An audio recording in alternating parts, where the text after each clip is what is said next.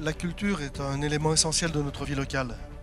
On a souvent tendance à dire que la culture, il y a ceux qui en parlent, ceux qui la pratiquent. Et l'ensemble de nos communes, qu'elles soient rurales, qu'elles soient moyennes ou qu'elles soient grandes, accompagne les acteurs locaux dans le domaine culturel. Et je dirais que la première valeur du secteur culturel, c'est de laisser la parole à l'initiative locale. Le propre des mairies, justement, c'est de laisser la place à l'initiative locale pour faire en sorte qu'elle puisse s'épanouir et faire en sorte que toutes les initiatives puissent aujourd'hui grandir et puis prospérer au service de l'ensemble de nos habitants. La commune de Trévoux, pour les Fantastiques de Trévoux, représentés par son maire, Marc Péchou.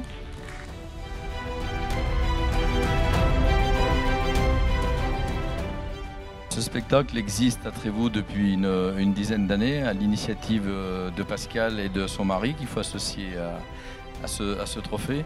C'est des gens très motivés qui sont venus proposer à la municipalité d'organiser des spectacles en rapport avec l'histoire de Trévoux.